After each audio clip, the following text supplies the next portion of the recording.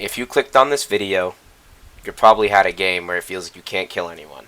Where anytime you peek, there's an aim demon there to one-tap you. But that same dude will go on to miss every single shot that he fires at your teammates. Now why is that? I'll tell you, it's not because he had good aim. It's actually because you peeked him wrong. The most common mistake that players at all levels make is the way they're peeking angles. The way you peek angles can make or break an entire round or even the entire game.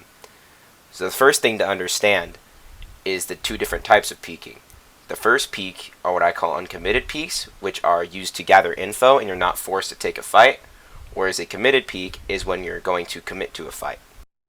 Now, really all you're going to be doing for uncommitted peeks is what's called jump spotting. And so it's pretty much when you come to an angle, you just jump like this. Now the reason you want to do this is because we get to peek the angle and get back into cover safely. And then when you're in the air, any bullets that hit you won't slow you down, right? Like if I came and just jiggled like this, right? If they hit me while I'm out here, I'm slow to coming back, and they could possibly spray me, get me really low, or even hit me if it's a wall bangable angle. So jump spawning is just really helpful for getting quick info, and you don't have to risk dying. Now, in order to jump spot, what you basically have to do is you're going to move your stick to the right or to the left, depending on which side you're jump spotting from. But so you're just going to move it one way, jump, and then move it back the other. So it'll look like this, and you're moving it kind of in a circle. So I start moving it straight right, and then I'm going to come up and back around, and so that's just how you jump. So back to committed peeks, one thing you need to consider is how far away you are from the wall, because when you're close to the wall, the enemy will be able to see you before you can see them. So like as you can see, I'm dying and I can't even see the guy. Now from the other perspective, I can see half of his whole body before he's even out, and he can even see me on his screen. So that's why when you're peeking, you always want to peek far away from the wall, so that you're exposing the enemy at the same time as they see you, and it just makes it really way easier to kill them. The next thing to consider when taking a committed peek is moving horizontally and not rounding corners. So in this example, when I'm rounding the corner, he's able to just easily one-tap me for free because of how slow I'm going. But when I peek horizontal, I'm faster on his screen and it's way harder for him to react to me, and I get a free kill. Another concept to take into account when clearing angles is what's called slicing the pie. So, for example, right, if I'm coming out of CT on Haven, I don't want to just run out like this because I'm exposing myself to someone playing here, up here, and potentially a swing from backside. So, when I slice the pie, what I'm really doing is I'm slicing up these angles so that in the sizable chunks, like peeking from here to here or here to here, just peeking in a way where I'm exposing myself to as little threats as possible.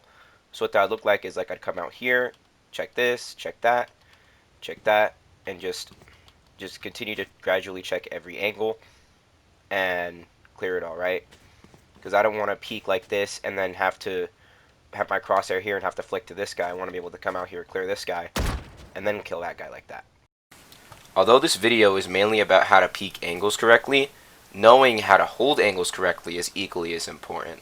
There are two types of angles that you can play, and each one requires a different kind of style in order to play them correctly. So the first one is main angles, which are angles that are often checked by enemy players, and then off angles are uncommon angles or unexpected angles that like people don't normally play in.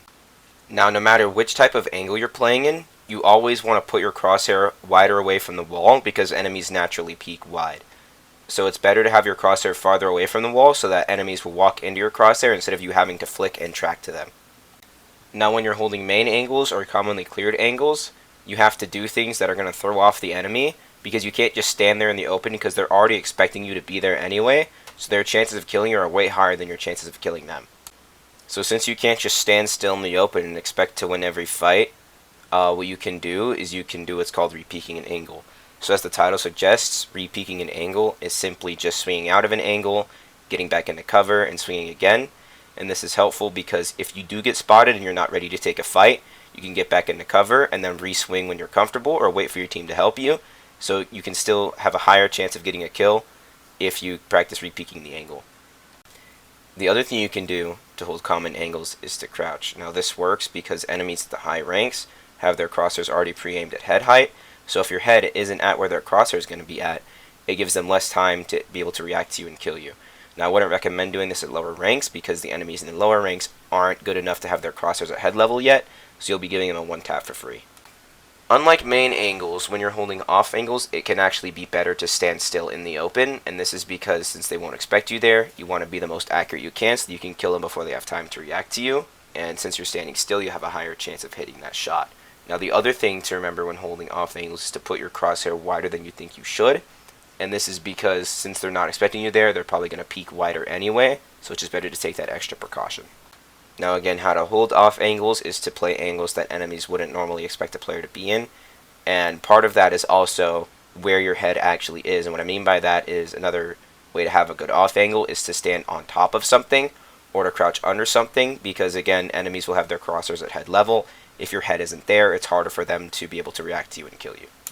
Now the final piece to understanding angles is knowing how to use angle advantage. Now angle advantage is simply knowing how far away you are from an angle, because the farther you are from the angle, the more you can see, but the closer you are to the angle, the less you can see. So if you peek an angle from far away, you'll see the person who's peeking it closer first, and that's the same reason why when you're peeking an angle, you want to peek with your back to the wall, is so that they don't see you first, and you can see each other at the same time, or even see them first. So it's just a really important concept to know and how to use, because it's important to know when you're at an advantage and when you're at a disadvantage. Thank you guys so much for watching this video. Please like and subscribe, as it'll really help this channel grow. That's all. See ya.